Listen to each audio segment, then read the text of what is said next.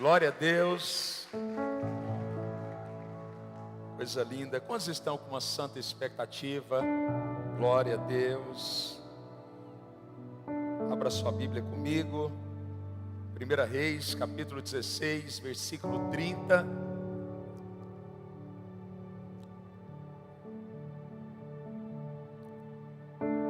Graças a Deus. Está escrito assim: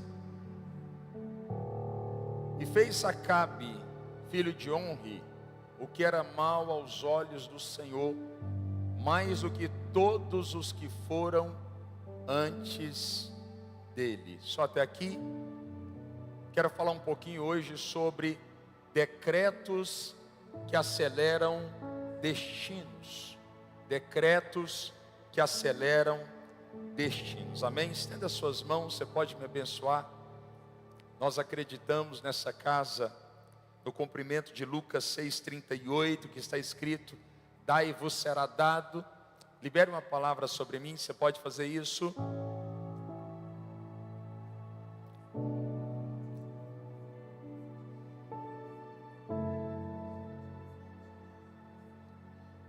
Sim, papai. Sim, meu pai.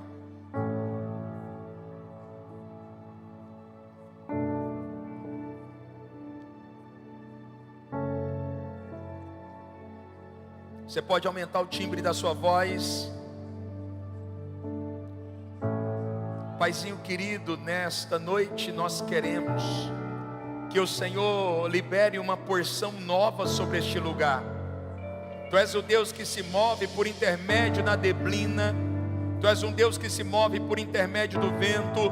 Tu és um Deus que se move por intermédio dos relâmpagos. Tu és um Deus que se move por intermédio das ventanias. Tu és um Deus de multiforme graça. Mas nessa noite nós queremos, ó Pai, apenas uma confirmação que o Senhor esteja se movendo dentro de nós e também aqui fora, dentro da casa. Porque nós acreditamos, ó Pai, que aonde estiver um coração desejoso da Tua glória, com fome e sede de justiça, o Senhor se manifestará. Por isso fale a cada coração de forma personalizada nesta noite. Nós queremos sentir a Tua glória, nós queremos sentir o peso da Tua presença, nós queremos ser marcados pelo Teu poder. Por isso venha sobre nós. Levante as suas mãos, vai. Eu estou ai, ai, ai, guardado por quem nunca perdeu batalha. Declare, vai. Seu nome é Jeová Jireh, irás prover de novo. Só quem acredita, declare, vai. Olha o que é que vai acontecer. Haja o que houver, venha o que vier, irás prover de novo. Eu creio em ti. Eu não vivo do que vejo, mas vivo do que creio. Irás prover de novo. Eu creio em ti. Era próximo à meia-noite. Havia uma questão que não podia ser resolvida através da capacidade, da inteligência, da rede de contatos. Eles estavam amarrados, humilhados, esquecidos. Mas eles tomaram uma decisão que esta casa vai tomar hoje. Eles decidiram adorar ao Senhor. Quando de repente a glória de Deus invadiu aquele lugar, Paulo e Silas foram visitados pela presença. Eu não sei se você está me entendendo, mas não é uma noite comum, é uma noite de glorificarmos, de exaltarmos, de bendizermos, de magnificarmos o nome do Eterno. Se você crê nisso, levante as duas mãos e adore como um filho apaixonado pelo Pai. Vai! Se eu estou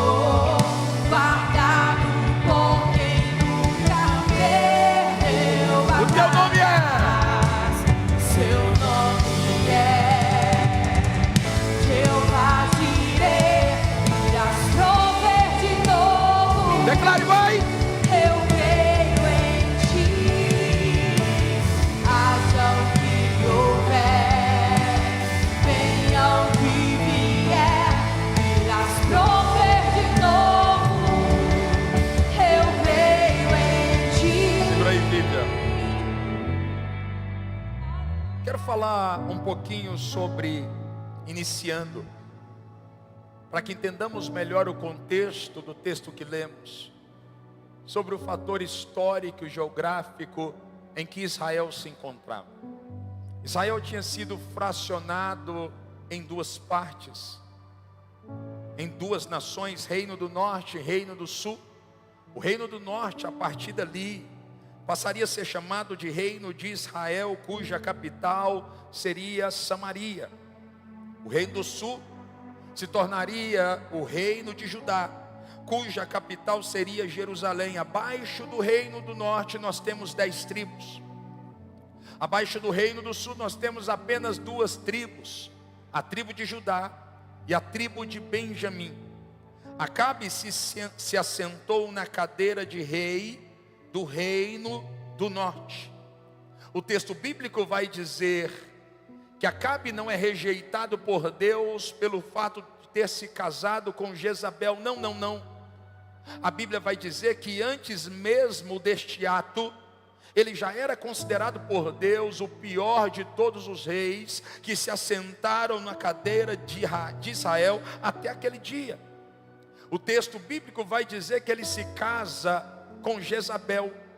Jezabel é uma princesa, a princesa dos Sidônios.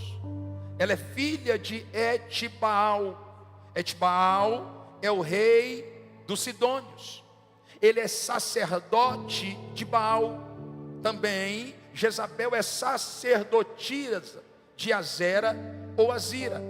Para que compreendamos melhor esse contexto, Baal é o deus do poder, Baal é o deus do sexo, Baal é o deus da fertilidade. Azira ou Azera, conhecida também historicamente como Astarote, é a deusa do amor, a deusa da guerra, a deusa da luxúria.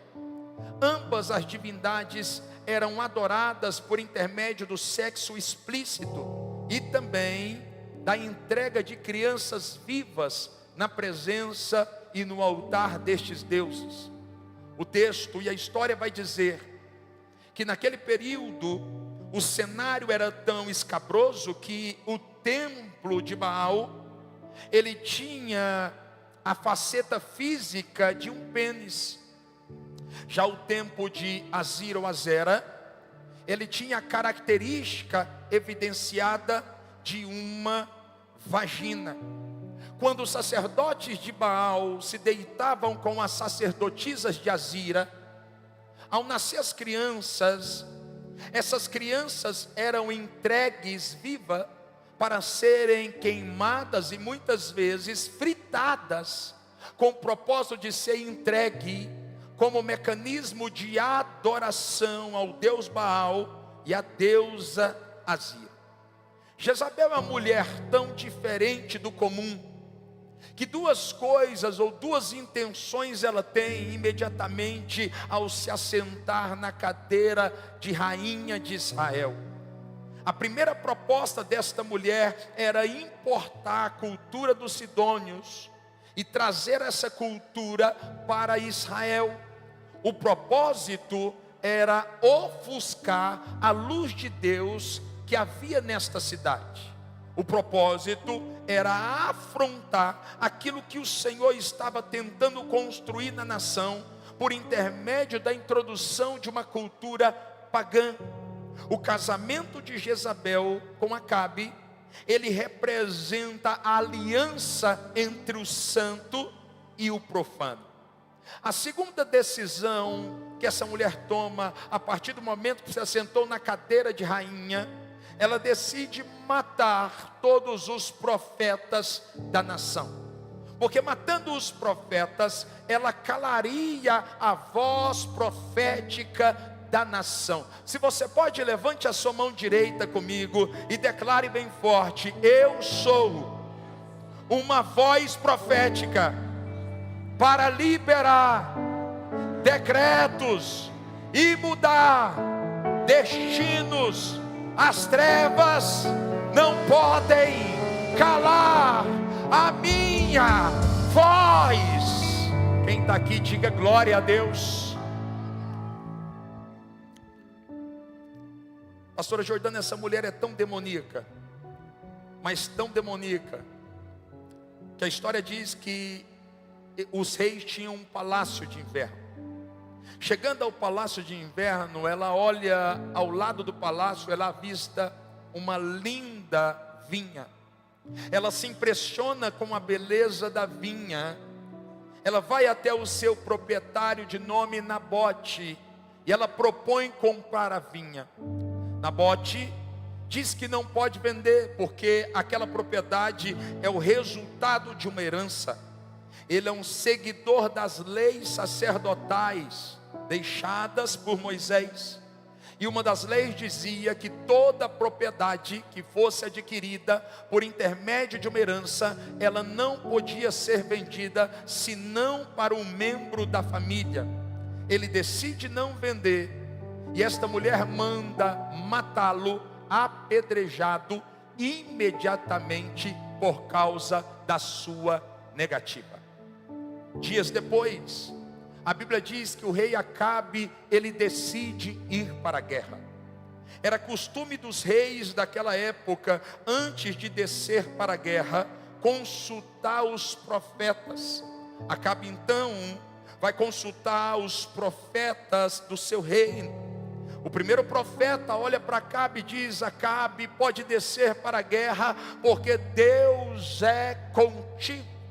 O segundo profeta olha entusiasmado e diz: ó grande rei, ó grande majestade, desça para a guerra, porque o Senhor dos exércitos estará com você. Mas a Bíblia diz que entre os mentirosos havia um verdadeiro, o profeta Micaías. O profeta Micaías, ele olha para o rei e ele diz para o rei: você vai descer para a guerra, você vai ser assassinado na peleja, porque você afrontou o Deus dos exércitos. A história diz que ele recebe um soco no rosto, é enviado para a prisão. Quando o rei desce para a peleja, ele é executado na batalha, porque a palavra de Deus, que não volta vazia, começa a se cumprir. Eu quero dizer para você que Deus não é homem para mentir, nem filho do homem para se arrepender. Porventura Deus falaria e não cumpriria, porque toda palavra que sai da boca do Senhor não voltará para si vazia, mas cumprirá o propósito e o desígnio pelo qual ela foi dispensada. As palavras que Deus disse a teu respeito, por mais que pareça estar demorando, pode guardar o teu coração, porque cada uma delas irão se cumprir, custe o que custar. Só quem recebe diga glória a Deus. Ele é executado na batalha, porque Deus ainda tem profetas que falam a verdade. A Bíblia diz que o comandante do reino, o seu nome era Jeú, ele assume a cadeira de rei da nação. E o primeiro ato como governo deste rei, ele manda executar a Jezabel, porque ele sabe que esta mulher não era alguém que deveria receber confiança de outro rei. Ele chega ao palácio de inverno. Historiadores dizem que haviam 3 andares nesse palácio. Jezabel está no 3º andar. Quando Jeú chega com seus soldados, ele pergunta aos serviçais do palácio: vocês estão comigo ou estão com Jezabel? E eles dizem: nós estamos com o rei. Então ele diz: então manda esta mulher de cima para baixo. E eles lançam Jezabel do 3º andar e ela morre. O texto diz que era costume dos reis enterrarem de maneira gloriosa e respeitosa os seus reis e as suas rainhas. Quando ele envia o seu pessoal para buscar Jezabel, ele percebe que os cães tinham comido a carne daquela mulher, se cumprindo mais uma vez a profecia do profeta Elias, que diz: por causa da tua maldade, os cães comerão a tua carne. Só quem está entendendo faz assim para me saber que você está aqui. Glória a Deus. Talvez a pergunta que não quer calar: o que é que essa história tem a ver comigo? O que é que essa história tem a ver com você nos dias de hoje?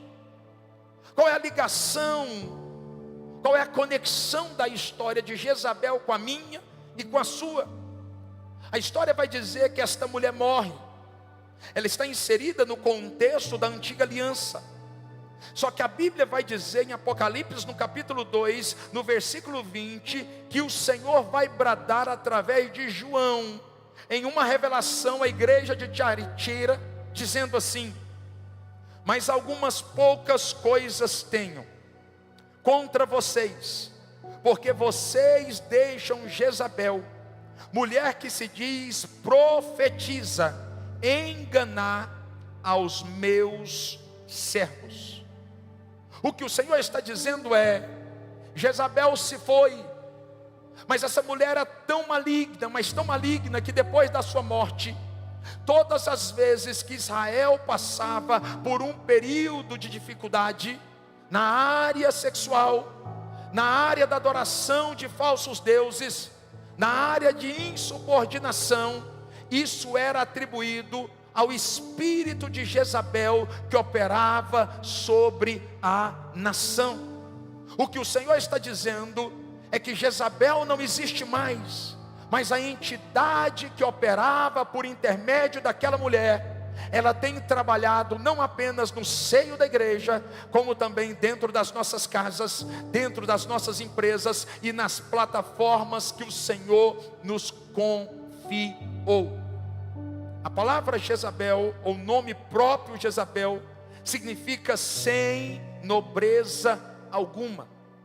Os principais teólogos do mundo no assunto, eles dizem que a entidade que opera por intermédio de Jezabel, ela é capaz de influenciar famílias inteiras. Eu não estou dizendo uma casa, eu estou falando uma corrente familiar inteira, empresas inteiras, igrejas inteiras, cidades inteiras e nações inteiras, pelo nível da sua malignidade. A grande verdade é que de tempos em tempos, o Senhor, que é o Deus do tempo, Ele transiciona o tempo. E a Bíblia vai dizer através de Salomão que Deus não é apenas o Deus do tempo, mas Ele também é o Deus do modo, ou o Deus do método. E a Bíblia vai dizer em Eclesiastes 8:6 essa verdade.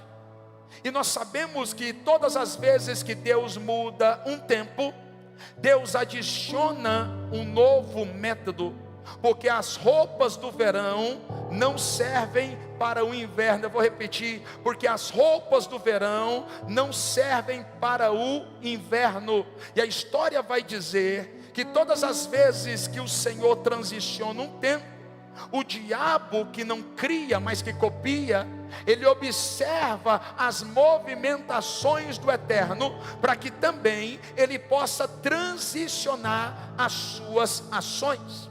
Perceba que na década passada, aqueles que são mais antigos de igreja vão entender bem o que eu vou dizer. Era comum dentro da casa de Deus se manifestar demônios através do espírito de possessão. Era comum em um culto como este, alguém gritar, alguém berrar, alguém ser possuído por uma entidade. Era normal, mas Satanás percebeu que todas as vezes que ele anunciava a sua presença, ele era identificado, e quando identificado, ele era combatido. Então o método foi transicionado. Hoje ele não opera mais na sua movimentação comum, através do espírito de possessão, e sim através do espírito de influência. Quem está me entendendo faz assim. Preste atenção no que eu vou ensinar aqui. A Bíblia diz que Pedro, ele está diante de Jesus. Eu disse que quem está diante de Jesus? Pedro está diante do Senhor. Quando de repente o Senhor, o mestre, ele faz uma pergunta aos seus discípulos assim, Marcos 8:27, quem dizem que eu sou? Então os discípulos começam a dizer, uns vão dizer que o Senhor é o profeta Elias, outros estão dizendo que o Senhor é João Batista, outros vão falar que o Senhor é um dos profetas. Então o Senhor olha para eles e diz, mas vocês, quem vocês dizem que eu sou? Pedro atrevido, ele diz, tu és o Cristo, o Filho do Deus vivo. Então o Senhor olha para ele e diz, bem-aventurado és tu, Simão Barjonas, porque não foi carne nem sangue que te revelou, mas o meu Pai que está nos céus. Ou seja, Pedro, a glória de Deus tocou em você, ao ponto de você receber uma revelação profunda. Escute, Pedro está cheio de Deus, ele está cheio da glória e da unção. E no mesmo episódio, minutos depois, Jesus começa a narrar o seu final, dizendo, é inevitável que o Filho do Homem não tenha que entregar sua vida a favor de muitos. Eu, como cordeiro, serei levado à cruz, e a morte de cruz será uma realidade, será uma consequência. Quando Pedro olha para Jesus e diz, você não vai morrer, Jesus agora olha para ele e diz, arreda-te, Satanás. O mesmo Pedro que estava cheio da glória de Deus minutos antes, agora ele está debaixo da influência de Jezabel, operando a favor da causa do diabo. Olhe para cá, o fato de sermos cristãos, cheios de Deus, batizados no Espírito Santo, não evita que em uma fragilidade Jezabel seja usada através de mim e através de você. Olha o silêncio da morte. Quem está aqui, diga glória a Deus. O espírito de influência agora está operando por intermédio de Pedro. O Pedro cheio de Deus agora está trabalhando a favor de Jezabel. Você está comigo aqui, diga glória a Deus. Eu quero falar aqui de maneira específica e pontual sobre 3 formas que Jezabel usa para impedir a aceleração de Deus sobre a sua vida. De verdade, irmãos, quantos aqui querem ser acelerados pelo Senhor ainda em 2026? Levanta a sua mão, você está no ambiente profético, alguém acredita nessa palavra? Eu não estou dizendo quantos querem viver acelerados, porque aquele que se acelera se cansa. Eu estou dizendo quantos querem ver os céus acelerar tudo que está em volta de você. Diga comigo, glória a Deus.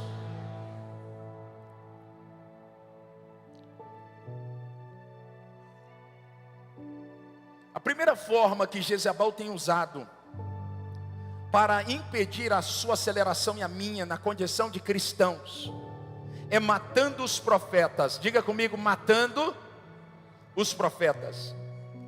Perceba que quando ela se assenta na cadeira de rainha, não é o rei que toma a primeira decisão real, é a rainha. E a decisão é: todos os profetas da nação deveriam ser destruídos e mortos. Porque Jezabel não quer apenas matar os profetas, antes ela deseja destruir os profetas. Em 1 Coríntios capítulo 14, versículo 5, Paulo vai dizer: porque aquele que profetiza possui o maior de todos os dons. Paulo está dizendo que o dom profético é o maior de todos os dons. Agora escute o que eu vou falar aqui. De acordo com a nova aliança, na nossa dispensação, profeta não é apenas aquele que profetiza. Profeta é aquele que proclama a maior de todas as profecias, a palavra de Deus. Profeta são aqueles que estão pregando a verdade, custe o que custar, de acordo com a nova dispensação. Quando observamos o cenário, a Bíblia diz em Atos 21:9, o evangelista Filipe, ele tem 4 filhas, e a Bíblia diz que as suas 4 filhas profetizavam, mas não eram profetas. Quando de repente um profeta chegou na sua casa, o profeta chamado Ágapo. Eu aprendo uma verdade: nem todos que profetizam são profeta. É por isso que você precisa compreender que você tem autoridade para profetizar. Pastor, eu estou passando por uma guerra na minha casa. Levante as mãos de madrugada onde você estiver e comece a declarar: Deus, eu acredito que o Senhor vai entrar na minha casa. Eu acredito que o Senhor vai visitar minha empresa. Eu acredito que o Senhor vai visitar meu casamento. Eu acredito como profetiza, que os céus irão bradar nessa noite, nessa madrugada, nessa manhã, nesta tarde.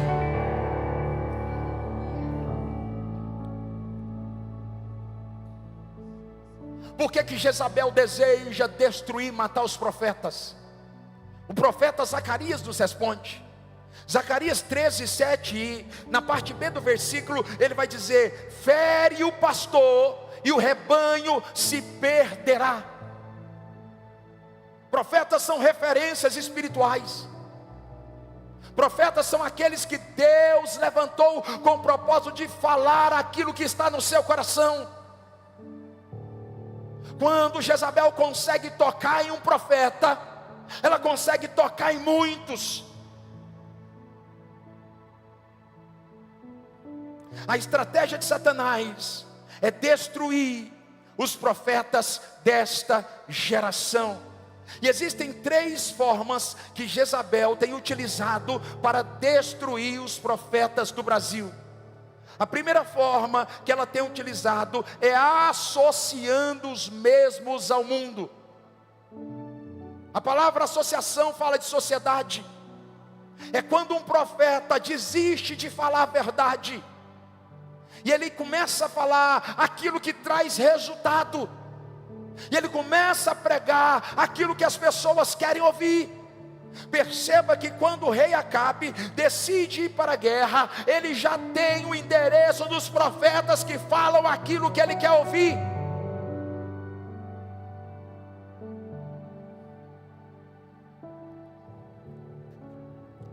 Profetas que fizeram conciliações, profetas que trocaram a presença, a glória por presentes.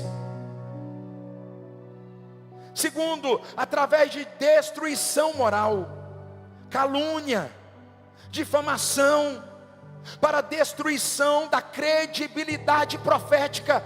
Olhe para cá, por que Jezabel quer destruir os profetas? Não é porque eles têm autoridade, não é porque eles são cheios de Deus, não é porque eles pregam muito, é porque o profético da nova aliança, além de carregar a palavra da ciência, eles carregam o dom do discernimento de espíritos. Eles são únicos capazes de identificar a presença de Jezabel dentro da casa, dentro da igreja, no seio da família. Eles são únicos capazes de identificar e de denunciá-la. Quem está aqui, diga glória a Deus. Levanta a sua mão direita e diga comigo: Deus, libere sobre mim o dom de discernimento de espíritos.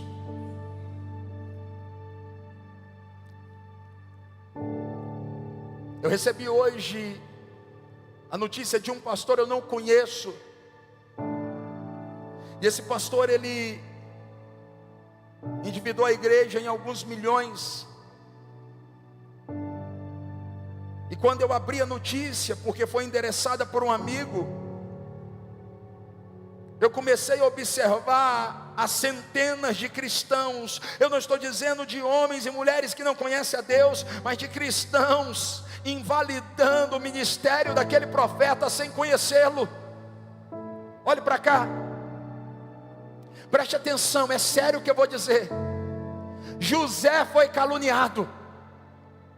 Moisés foi caluniado, Jesus foi caluniado, Paulo foi caluniado, Silas foi caluniado, Zacarias foi caluniado, Jeremias foi caluniado. Cuidado para você não caluniar alguém que tem aliança profunda com Deus.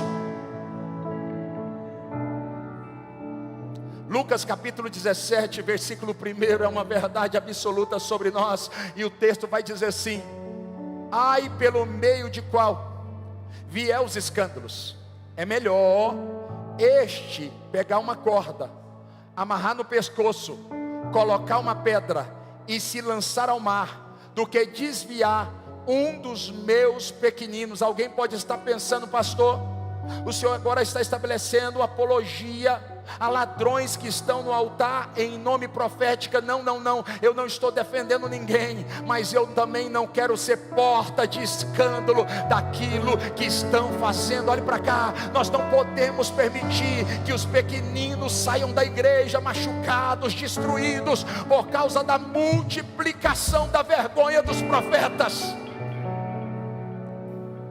Quem está aqui, diga glória a Deus. Terceiro, Jezabel tem matado profetas fisicamente. 3 maiores causas de pastores no Brasil morrerem é AVC, acidente cardiovascular, ou seja, problema de coração, e terceiro, acidente de carro. As 3 classes de pessoas mais estressadas do Brasil: primeiro, os médicos; segundo, os pastores; terceiro, os policiais. E olha o que eu vou dizer aqui: no lugar ali de acidente de carro, me permita dizer que aquela informação não é verídica, porque a terceira causa é o suicídio de pastores. Porque a grande verdade é que na casa da misericórdia nós temos dificuldade de exercer misericórdia. A grande verdade é que ninguém pode falhar do nosso lado sem receber de mim e de você uma pronta sentença. O que o Senhor está dizendo é: nós precisamos proteger a nudez dos nossos profetas. Há um tempo atrás, uma igreja nobre da cidade caiu em pecado. Eu comecei a examinar o meu ministério e dizer: Deus, que bom que eu sou certinho, que bom que eu sou assim. Quando o Espírito Santo me visitou e disse: filho, você não é melhor do que ele, você deveria estar agora cobrindo a nudez do irmão que caiu. Vai para a porta dessa igreja de madrugada e levanta um clamor, porque muitos pequeninos estão se desviando, porque a nudez desse profeta foi exposta na cidade. Olhe para mim, a Bíblia diz que Noé pecou. Quem pecou? A Bíblia diz, Gênesis capítulo 6, Noé porém achou graça aos olhos do Senhor. Noé, que achou graças, agora se embriagou, ele pecou diante do Eterno. Mas a Bíblia diz que o filho de Noé, que deveria proteger a nudez do pai, ele expõe a nudez do pai. Quando a sentença desceu, Deus não condena Noé, o pecador, mas condena o filho que é o expositor do pecado do pai. Olhe para cá, nesses dias, cuidado, para você não estar cheio de justiça própria, ao ponto de estar expondo o pecado dos outros, diante de uma realidade em que você esteja se sentindo santo demais. A justiça de Deus, nesses dias, precisa ser liberada através de mim e através de você, por intermédio de atos de misericórdia. Quem está aqui, diga glória a Deus.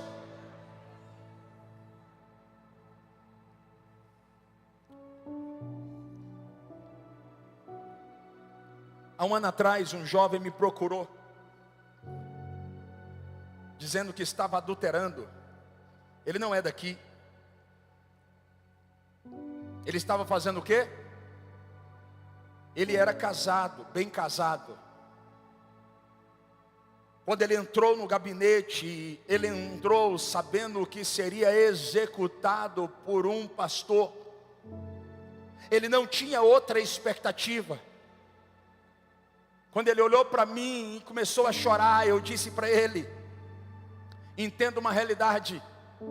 Deus não levantou pastores para exercer juízo, e sim os sacerdotes.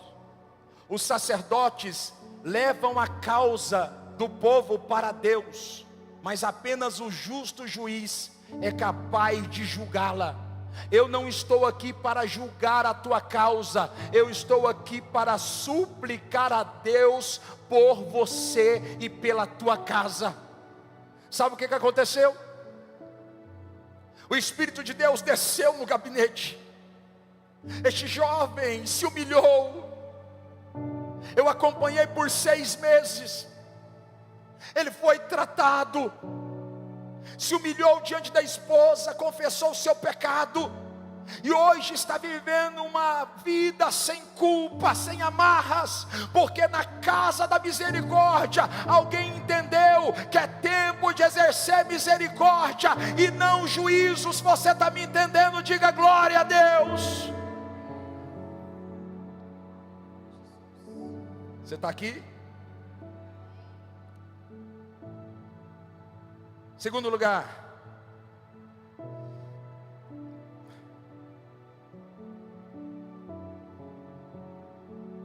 atacando os nossos filhos. Quantos têm filhos aqui? Preste atenção no que eu vou dizer aqui agora, que é sério. Como andam os seus filhos? A pergunta é, não estou perguntando se tem um bom tênis, um bom relógio, boas roupas. Eu estou perguntando como anda o coração dos seus filhos? Eu não sei se você parou para pensar, mas Jezabel, ela apresentava adoração à sua deusa, entregando crianças no altar. Jezabel é alimentada de crianças, e todas as vezes que uma criança não tem retaguarda, ela é uma presa fácil para Jezabel. E eu não estou dizendo de crianças de 2, 3 anos, porque tem jovens de 25 anos que ainda precisam de mim e de você. Cuidado para você não baixar a guarda acerca dos filhos que Deus te acreditou. Jezabel se alimenta da desgraça dos nossos filhos. Quem são os amigos dos seus filhos? Que tipo de site eles acessam? Quais os jogos online e com quem eles jogam? Na casa de quem eles dormem? E por falar em casa de quem, olhe para cá. Nem todo crente é convertido. Vou repetir. Nem todo crente que tem carteirinha de igreja é convertido. Cuidado com os acessos e com as permissões que você tem dado para os seus filhos. Nem todo mundo que tem cara de gente boa é gente boa. Que hora eles chegam? Você tem dado limite ao seu filho? A Bíblia vai dizer: filhos são herança do Senhor, o fruto do ventre e o galardão, como flechas na mão do guerreiro, assim são os filhos da sua mocidade. Feliz o homem que enche deles a sua aljava, de forma nenhuma será envergonhado quando o inimigo pleitear a sua porta. O que a Bíblia está dizendo é: os filhos estão sobre o teu cuidado, mas eles não são seus, os filhos são. Olhe para mim aqui. Todas as vezes que o diabo tiver a intenção de tocar em você, ele vai começar essa movimentação por intermédio dos mais fracos, os nossos filhos. A Bíblia vai dizer: em Êxodo capítulo 1, no versículo 15, que quando o faraó, que é a figura tipológica do diabo, ele quer destruir um plano de Deus, a primeira coisa que ele diz é: matai todas as crianças. O propósito do diabo é matar de fato os nossos filhos. Precisamos esconder os nossos filhos, precisamos guardá-los na presença do Senhor. Todas as vezes que o diabo tentou destruir os planos de Deus, ele começou tentando destruir as nossas crianças. Foi assim no Egito, quando ele determinou que toda criança do sexo masculino abaixo de 2 anos deveria morrer. Precisamos cuidar dos nossos filhos, precisamos estabelecer cuidado àqueles que são chamados de herança do Senhor. No deserto, perceba bem, ao contrário do diabo, que sempre para estabelecer desconstrução, ele vai tocar nos meus e nos seus filhos. Quando o Senhor fez uma promessa para mim e para você, Ele estendeu essa promessa aos nossos filhos. Toda promessa que veio de Deus, ela não para na tua casa, ela também vai tocar os seus filhos, os seus netos. Está escrito no Salmo 128, que a mão de Deus vai tocar você, vai tocar os seus filhos e vai tocar os seus netos. Quem acredita, diga glória a Deus. No deserto ele diz assim: esta geração morre no deserto, mas os filhos entrarão na terra que eu prometi entregar aos meus. Perceba que o Senhor está preservando os filhos para viver as promessas que os pais não conseguiram dar resposta para viver. Quando olhamos também para Nínive, perceba isso. Deus ama tanto os nossos filhos, que a Bíblia vai dizer que haviam 120 mil pessoas em Nínive. E o Senhor então, Ele decide não destruir a Nínive. Alguns vão dizer que a quantidade de moradores de Nínive era 120 mil pessoas, mas não. Se observarmos bem o texto, perceberemos que haviam aproximadamente 650 mil habitantes em Nínive. 120 mil eram aqueles que não sabiam discernir entre esquerda e direita. O que o Senhor está dizendo é: por causa das crianças eu não irei destruir a cidade. Por causa do teu filho, o Senhor não vai tocar em você. Por causa do teu filho, Deus não vai tocar na tua empresa. Por causa do teu filho, Deus não vai tocar em nada que leva o teu nome. Por isso nós temos uma responsabilidade: cuidar dos nossos filhos para a glória de Deus. Quem está me entendendo, diga glória a Deus. Levante as suas mãos, você que pode. Adore ao Senhor. Que a bênção se derrame até 1000 gerações. Vai, declare, vai. Tua família e teus filhos e os filhos dos teus filhos. Que a bênção se derrame até 1000 gerações. Tua família e seus filhos e os filhos dos teus filhos. Que a bênção se derrame até 1000 gerações. Tua família e seus filhos e os filhos dos teus filhos. Hoje é tempo de preservarmos os nossos filhos, orando por eles, jejuando por eles, chorando por eles, clamando por eles. Mas alguém pode dizer: pastor, eu já meti o pé pelas mãos, não dá tempo mais, o que eu devo fazer? Você vai entrar no confronto? Não, você vai colocar os seus joelhos no chão, porque aquilo que as palavras não moldam, a oração resolve. Olhe para cá. Há poucos dias eu percebi que eu estava desconectando com o coração do meu filho. Então eu percebi que eu precisava fazer algo. Eu fui para o confronto, mas não resolveu. Então eu passei a orar Espírito Santo me deu uma estratégia. Diga comigo, estratégia. Porque Deus é Deus de estratégias. E o Senhor falou no meu coração: aquilo que você não resolve, eu resolvo se você orar. Então eu passei a acordar de madrugada. Eu peguei o óleo, o símbolo da unção, não é mandinga, é um ato profético. E eu ia até ele, eu molhei a minha mão de óleo, e eu passava na cabeça dele e dizia: você é do Senhor, o teu coração é do Senhor.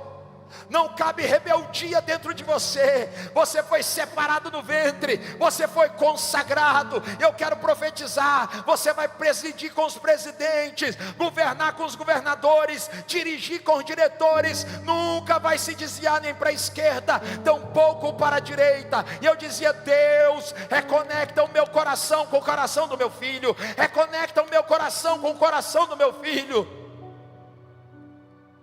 Dias depois, eu começo a perceber algo se mover no coração dele e no meu.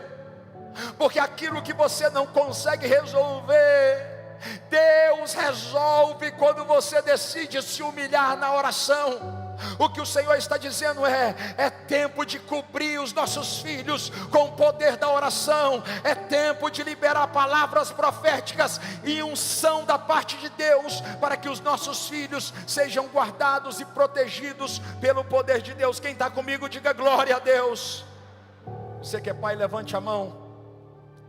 Você vai fazer essa oração comigo. Eu creio que o Espírito Santo vai visitar os nossos filhos. Diga comigo: Senhor Jesus, eu entrego os meus filhos nas suas mãos.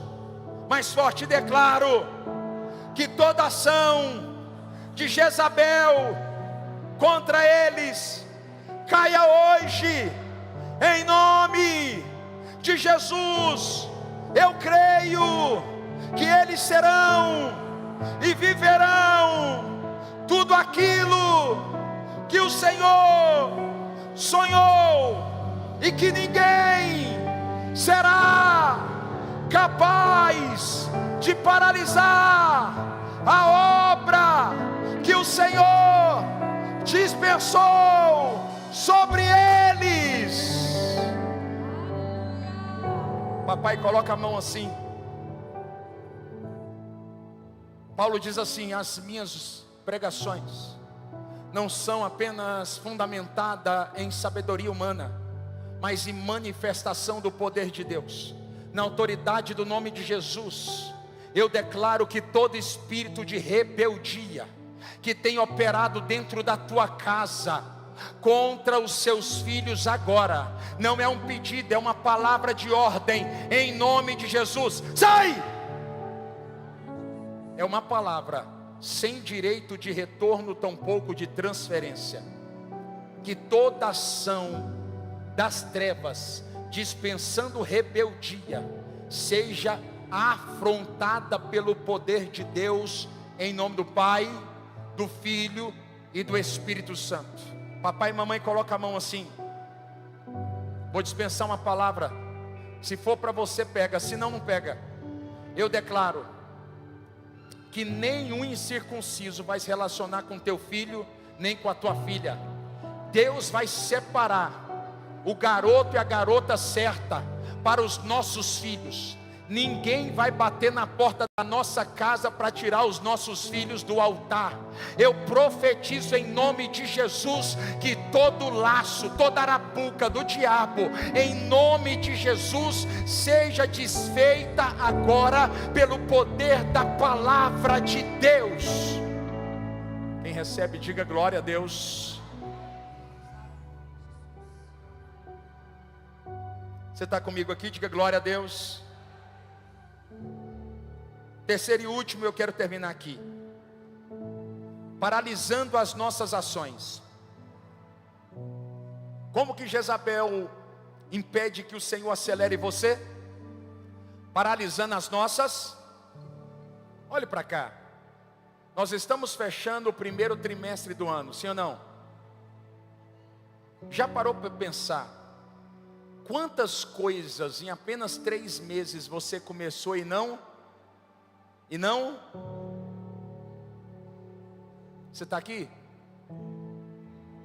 Ninguém para algo no meio do caminho porque quer, sim ou não? Ou você para porque você tem crenças que precisam ser substituídas, ou você para porque você está sendo neutralizado por uma ação maligna. Tem gente que a família está sofrendo e ele não consegue finalizar um processo, porque ações de Jezabel está tocando na tua mente. Coloca a mão na mente, se você acredita em ato profético, coloque a mão na tua mente. Eu declaro agora, em nome de Jesus, que toda ação de paralisação que tem te impedido de começar e terminar projetos, agora seja destronada, aniquilada pelo poder de Deus. Eu profetizo que no segundo semestre, tudo que você começar, você vai terminar. Tudo que você colocar a mão vai prosperar, porque você vai ser alguém que começa e que termina tarefas para a glória de Deus. Quem recebe, diga glória a Deus. A prisão da paralisia, ela opera em várias escalas. A primeira escala, olhe para cá, estou terminando. A primeira escala é quando Jezabel provoca dentro de nós pressa para o futuro. Uma das formas de neutralizar você, não é matando você fisicamente, é te levando a viver o futuro, ao invés de viver o presente. Já parou para pensar que tem gente que sempre está sonhando com a próxima e está? É gente que não para de sair da boca a palavra próximo nível. Não entendeu que é necessário desfrutar daquilo que estamos construindo para que Deus possa nos colocar em outro estágio. A Bíblia diz: seja fiel no pouco e sobre o muito eu te colocarei. Mas se você não consegue viver no presente, você não consegue ser fiel com a medida que você recebeu. Você está comigo aqui? É gente que está fazendo a viagem dos sonhos, pensando na viagem do ano que vem.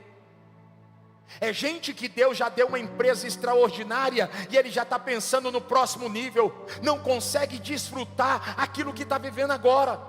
Isso é uma ação maligna para tirar a sua centralidade. Sabe por quê? Porque todas as vezes que você olha demasiadamente para o futuro, você é levado a dois lugares. Primeiro, ao lugar da ansiedade. Segundo, ao lugar do estresse. Uma pessoa que deveria estar no presente, mas que os olhos não saem do futuro, essa pessoa ela é estressada e ansiosa. E o Senhor está dizendo: eu preciso te devolver para o presente, para que você deixe de ser ansioso e estressado. Quem está me entendendo, diga amém. Coloca a mão na tua mente aí.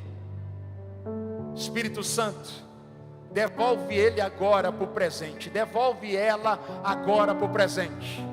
Tudo que está levando a vida deles a serem arremessados demasiadamente para o futuro, seja agora paralisado pelo poder de Deus. Eu declaro que o Senhor está devolvendo o governo do presente para o teu filho e para a tua filha, em nome do Pai, do Filho e do Espírito Santo. Levanta a mão direita e declare comigo: toda ação de Jezabel para me arrancar do presente, me empurrando para o futuro, seja agora paralisada, em nome de Jesus. Você está aqui, diga glória a Deus. Segundo, pressão do tempo perdido. Pressão do tempo. Olhe para mim aqui. A grande verdade é que o tempo todo o mundo moderno está provocando em nós uma pressão, sim ou não? E por mais que a gente trabalhe, a sensação é que a gente não fez o suficiente, sim ou não? Isso produz em nós uma pressão do tempo que se foi.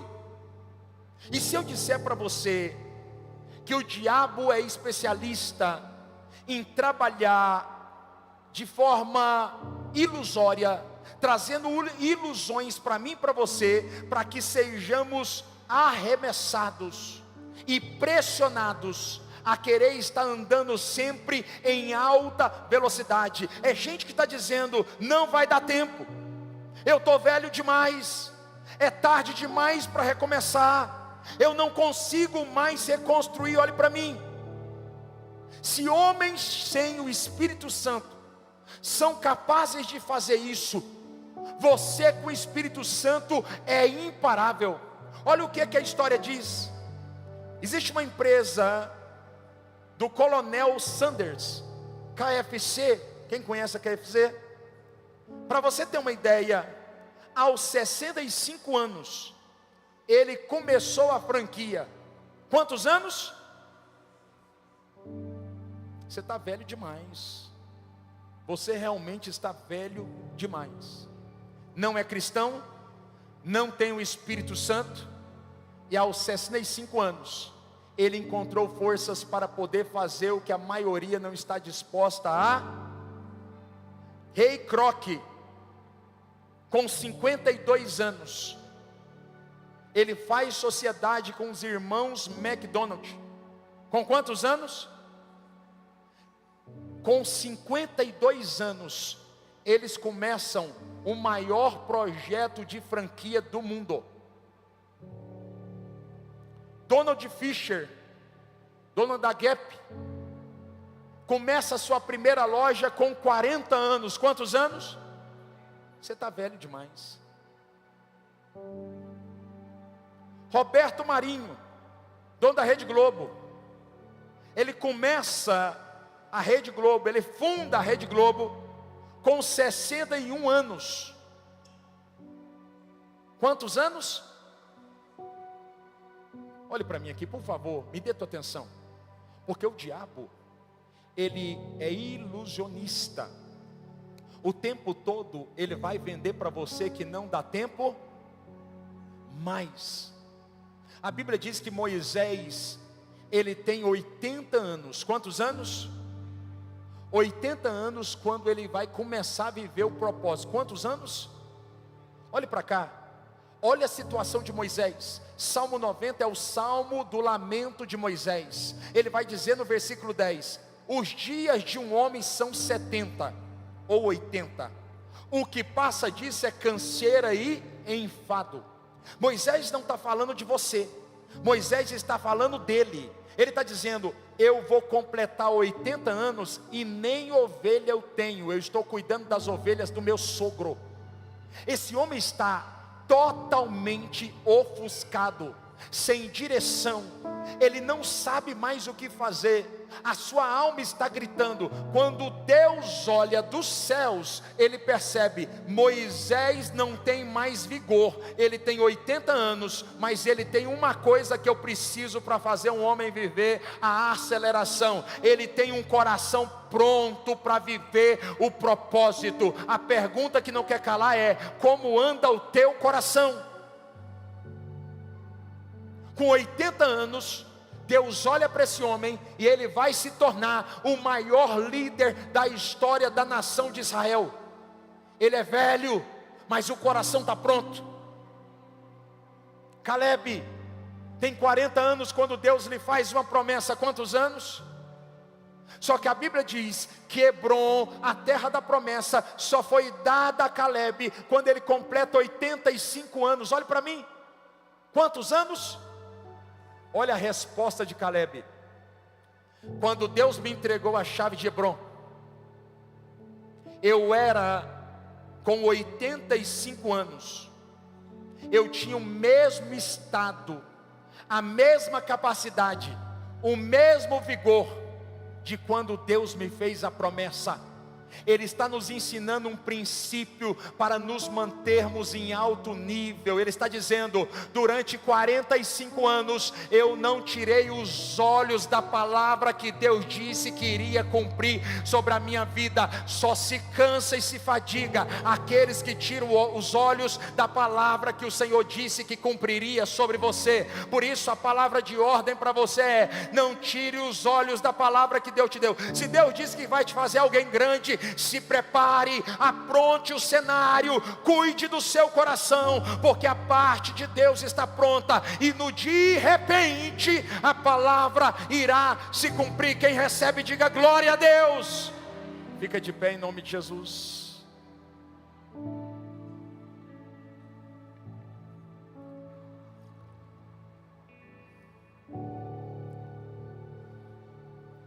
Olhe para cá. Importante. A pressão do tempo, quando mal gerida, pode produzir doenças psicossomáticas. Uma das mais conhecidas é a doença do pânico, preste atenção. Essa doença é tão terrível, mas tão terrível, porque ela tem cara de inofensiva. Vou repetir, ela tem cara de, mas não é. Porque gente com pânico tem medo de sair de casa, mas também tem medo de ficar em casa. Tem medo da porta abrir, mas também tem medo da porta fechar. Tem medo de dar certo, mas também tem medo de dar errado. Tem medo de viver, mas também tem medo de morrer. E é justamente isso que Satanás quer fazer comigo e com você, nos acelerando. Só quem pode acelerar o homem é Deus. Toda aceleração que vem da terra vai produzir cansaço, fadiga, estresse, ansiedade e talvez de caminho para depressão. Você está comigo aqui? Diga glória a Deus. Alguém aqui que tem coragem de assumir que o pânico tem tentado te tocar? Coloque a mão na sua mente, se isso tem acontecido com você. Você está na casa da misericórdia, não se envergonhe, amém? Espírito de enfermidade, eu libero uma palavra agora, em nome de Jesus. Todo pânico, sai! É uma ordem, não é um pedido. Todo espírito de enfermidade que tem trabalhado contra esta vida, contra este homem e esta mulher, contra este empregado e contra este empresário. Eu sei que ele não tem coragem de contar para ninguém, nem ela. Mas agora, Senhor, eu faço uso da autoridade que o Senhor me deu. E eu afronto esse espírito de enfermidade e declaro, em nome de Yeshua, seja livre de todo mal, que todo pânico seja queimado da tua vida agora, em nome do Pai, do Filho e do Espírito Santo. Quem recebe, diga glória a Deus. Você está aqui? Termina aqui. Terceira e última prisão. Prisão do passado geracional. Prisão do passado. Você conhece alguém que tudo que acontece com ele, ele olha no retrovisor e diz: se meu pai não tivesse traído a minha mãe, se a minha mãe não tivesse traído meu pai, se o meu avô não tivesse vendido todas as propriedades. Pessoas que não conseguem se libertar da prisão do passado para viver o destino profético do porvir. Olha o que Jó diz. A Bíblia diz em Jó 3:25, porque aquilo que eu temia olhe para cá. Por que tem gente que vive tanta desgraça? Deus não tem filhos prediletos, mas tem gente que o dia inteiro só fica pensando em tragédia,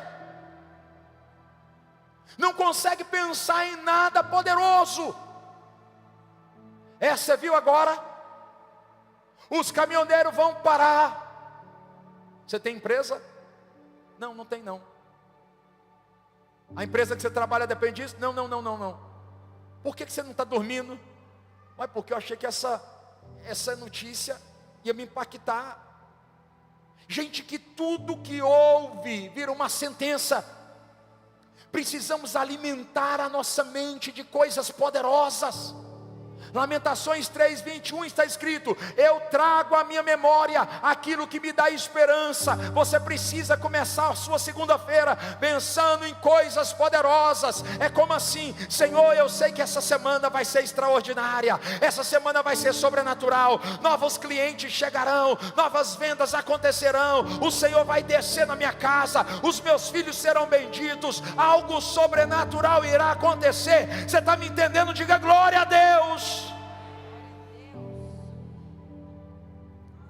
Paulo diz assim, Filipenses 3:13: esquecendo-me das coisas que para trás ficam, Marcelo, e avançando para aquelas que estão diante de mim, prossigo pelo prêmio da soberana vocação em Cristo Jesus. Paulo está dizendo: eu tenho muitos motivos para ficar preso no passado, mas eu tomei uma decisão. Eu esquecerei das coisas que ficaram para trás e eu vou avançar. Declare comigo: é tempo de olhar para frente. Você está comigo aqui? Glória a Deus. Antes de orar, preste atenção nisso aqui e eu termino aqui. Romanos 8:1 está escrito: porquanto agora nenhuma condenação há para aqueles que estão em Cristo Jesus, e que andam segundo a carne, e que não andam segundo a carne, mas segundo o Espírito. A Bíblia está dizendo que nenhuma condenação há, amém? A pergunta é: por que o Senhor dispensou sobre mim e sobre você essa palavra? E ainda acontece muitas repetições de ciclo na minha vida e na sua vida. Por que o Senhor dispensou uma palavra poderosa dizendo nenhuma condenação há? Porque aqui há uma condição para aqueles que estão, não que estiveram, não que estarão, mas para aqueles que estão em Cristo Jesus. Ele está liberando uma promessa: nenhuma condenação há. Em Deuteronômio capítulo 5, versículo 9 e 10, está escrito que o Senhor é Deus zeloso, que castiga os filhos pelo pecado dos seus pais, até a 3ª e 4ª geração daqueles que os desprezam, mas Ele trata com bondade até 1000 gerações daqueles que guardam os seus. A condição é guardar os seus. Se eu quero viver uma realidade sem ser tocado por ciclos geracionais, eu preciso guardar os mandamentos do Senhor. Olhe para mim aqui. Meu pai bebeu quase 50 anos, alcoólatra no nível mais elevado, foi expulso da polícia 3 vezes por causa do alcoolismo. Minha mãe bebeu quase 50 anos no nível mais alto do alcoolismo. Só que eu entendi que esta promessa, ela me guarda, e é por isso que esse ciclo não pode me tocar. Eu tenho 44 anos e eu nunca coloquei uma gota de álcool na minha boca. Sabe por quê? Porque a Bíblia está me garantindo que quando eu guardo os mandamentos do Senhor, nenhum ciclo geracional tocará na minha casa, praga nenhuma chegará na minha tenda. 1000 cairão do teu lado, 10.000 à tua direita, a tua casa, os teus filhos e tudo que leva o teu nome não serão atingidos. Você crê nessa palavra? Então faz essa oração comigo para a gente poder terminar. Diga bem forte: Senhor Jesus, eu creio que nenhuma maldição tem poder de me tocar, porque eu guardo os seus mandamentos. Por isso, todas as vezes que eu falhar, me esconda atrás do sangue de Jesus, que me purifica do pecado e que me livra de toda maldição. Levanta a mão agora. Declare bem forte: na minha casa não haverá repetição de ciclo, porque eu creio que Jesus já se fez maldito por mim. Você crê nessa palavra? Você crê nessa palavra? Nenhuma maldição tem poder de tocar você. Nenhuma maldição tem poder de tocar a tua casa. Nenhuma maldição. Pega, guarda no teu espírito. A minha família ninguém prosperou. Você vai inaugurar um novo tempo na sua geração. A partir de você, todos irão prosperar. Quem está aqui, diga glória a Deus. Ninguém foi para a Europa. A tua casa vai inaugurar esse novo tempo. A tua casa vai para a Europa. Diga glória a Deus. Ninguém teve empresa bem sucedida. A tua casa vai inaugurar um novo tempo e vai ter uma empresa bem sucedida para a glória de Deus. Diga glória a Deus. Coloca a mão assim e eu termino. Olha o que o Senhor vai liberar sobre você. Eu quero liberar agora, na autoridade do nome de Jesus, sobre a sua casa e sobre tudo que leva o teu nome, uma medida de sal. Porque o sal, ele produz equilíbrio e ele purifica toda falta de equilíbrio dentro da tua casa agora. Seja tocada pelo sal que vem de Deus, e que Deus gere uma medida de equilíbrio dentro da tua casa. Eu declaro em nome de Jesus azeite sendo derramado sobre tudo que leva o teu nome. Azeite na Bíblia aponta para unção e para proteção. Eu profetizo, a tua casa estará escondida. Jezabel vai procurar você, vai procurar a tua empresa, vai procurar teus negócios, vai procurar os teus filhos, mas não achará você, porque o azeite trará proteção sobre a tua casa. Eu quero profetizar: vinho na Bíblia aponta para o sangue da remissão. Que o Senhor libere sobre você o poder da justificação. Você nunca vai conseguir ser santo, mas você pela fé já é um justificado em Cristo Jesus. Quando o diabo procurar você, ele vai ver Jesus estampado à sua frente, e o poder da justificação cobrirá a tua casa. Olhe para cá. Eu quero liberar sobre a tua vida. Pegue essa palavra. O liberar do pão que vem do céu. Sabe o que significa pão na Bíblia? Além do corpo de Cristo, aponta para prosperidade. A tua casa nunca viveu o tempo de prosperidade que vai viver a partir de hoje.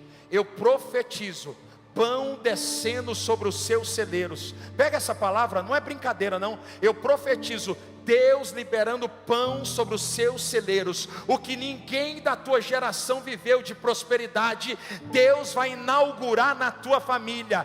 Deus está liberando pão sobre os seus celeiros. Eu declaro em nome de Jesus, o mel sendo liberado sobre você. Mel na Bíblia representa sabedoria. Pega, mel na Bíblia representa duas coisas: sabedoria e fartura. Olha o que Deus está dispensando. Eu profetizo que Deus está dispensando uma sabedoria que você nunca teve, para você fazer aquilo que Ele mandou.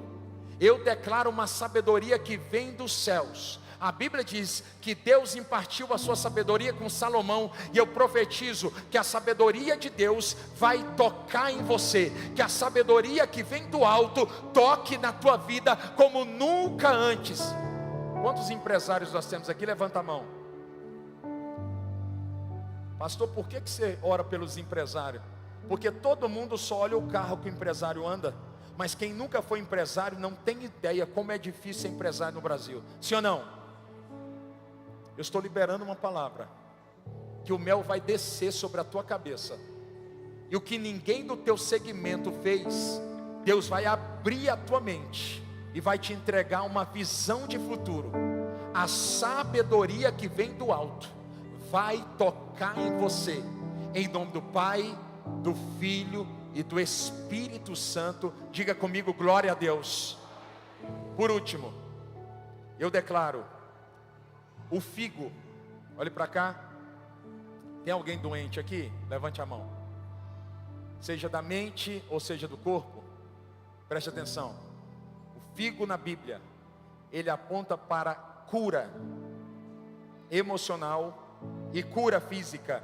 Por quê? Porque no figo tem propriedades anti-inflamatórias. Olhe para mim. A Bíblia diz que no tempo da enfermidade do rei Ezequias, eles pegaram o figo, amassaram, fizeram pasta de figo e passaram na enfermidade. É um apontamento profético acerca daquilo que Deus vai fazer. Então coloca a mão na mente e no corpo. Eu declaro, Deus liberando saúde sobre a sua mente e sobre o seu corpo. Na tua casa ninguém vai ficar doente das emoções.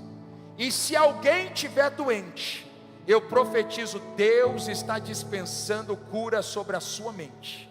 Deus está liberando cura sobre as suas emoções. Eu declaro emoções saradas para viver o maior tempo de aceleração que você já sonhou. Eu profetizo cura sobre o seu corpo físico e cura sobre a sua mente, em nome do Pai, do Filho e do Espírito Santo. Quem pode, aplauda o Senhor bem forte, vai.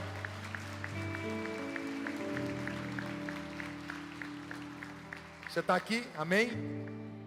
Quantos foram abençoados? Eclesiastes 7:8 diz assim: o final das coisas é melhor do que o... Tem quantos dias para terminar o mês ainda? Quantos dias? 2. Quem não sabe é porque não tem boleto para pagar, sim ou não?